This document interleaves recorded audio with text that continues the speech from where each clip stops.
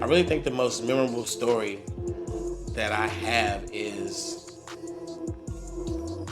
I saw Tupac the night he got shot in Vegas. And it probably was about a couple hours maybe before it happened. He was at all this shit went down. I went to the fight. It was one of those classic Mike Tyson fights. I think he was fighting the boy from London, Bruno. I think there was that fight, and he knocked him out in like 90 seconds. You get all your shit together. You pay whatever you pay to get in the Tyson fight, and the shit is over in 90 seconds. And it's exciting, but at the same time, you know, you're like 90 seconds. So went over to the Luxor. I was staying at the Luxor.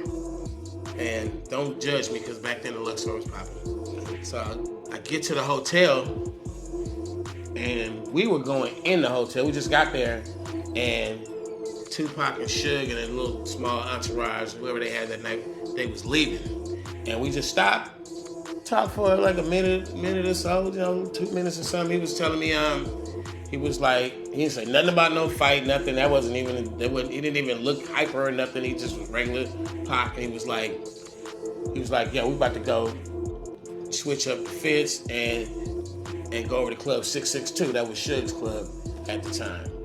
And it was like, cool. He said it's gonna be open mic. Everybody gonna get on the mic. He named a few people. I'm like, yeah, let's go. We're gonna be there. And never made it. He never made it, but wow. Out of all the shit that we did, all the times we hung out, and I think back on him, I always think back to just that night. He's like, come up to 662. Everybody gonna get on the mic. You know, Tyson had just wanted to fight. If that little scuffle didn't happen in that, like we was about to go have a real good time. Yep. And then everybody know what happened. The shit was just, it was no party. It was no nothing. It was just kind of, the whole mood just changed after what we heard happen. So that's my favorite Tupac story, the last time I saw him. I could never categorize Tupac as any kind of person.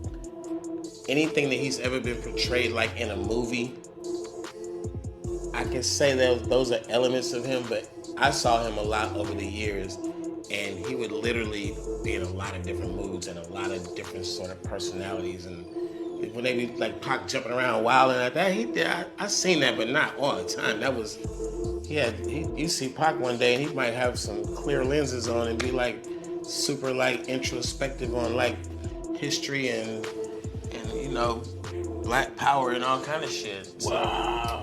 Pac should have just focused on music instead of fighting with people. Bad company ruins good morals. He should have stayed focused.